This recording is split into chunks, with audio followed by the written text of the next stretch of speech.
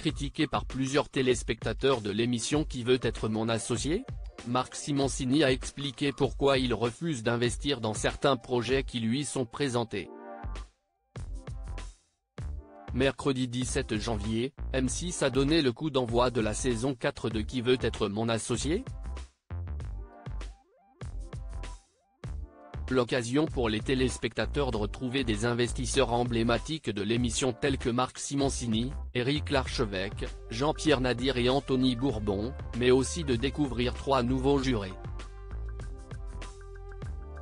Cette année, les entrepreneurs en quête d'un financement vont également devoir convaincre Stéphanie Delestre, fondatrice d'une plateforme de recrutement, Kelly Massol, créatrice d'une marque de produits de beauté, et Tony Parker, légende du basketball, qui a pris sa retraite pour investir dans de nombreux domaines.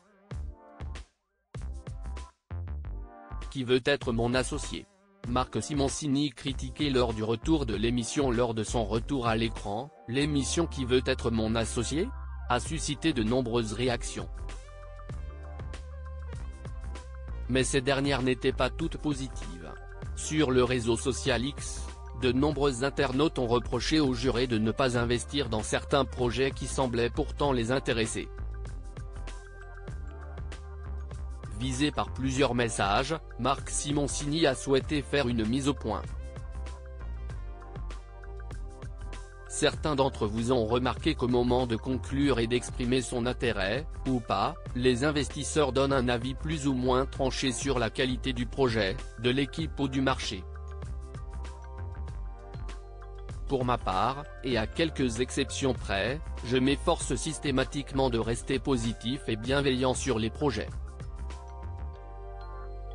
Je suis entrepreneur depuis 40 ans et je sais à quel point ce métier est difficile, exigeant et aléatoire, a-t-il débuté dans un message publié sur le réseau social. Qui veut être mon associé ?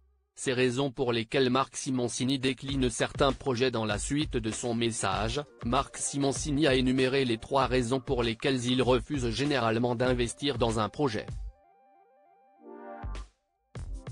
Un conflit d'intérêts, cela arrive souvent puisque je suis toujours actionnaire de dizaines de startups. Un manque d'intérêt pour le sujet, les entrepreneurs cherchent souvent un niveau d'accompagnement qui est illusoire si vous ne vous passionnez pas pour un projet, et un temps de développement très long pour le coup incompatible avec mon âge, a-t-il détaillé. Et le chef d'entreprise de conclure, je comprends que ces raisons répétitives puissent être lassantes mais je me refuse à utiliser l'argument facile du ça ne marchera jamais, je l'ai tellement entendu et si peu écouté.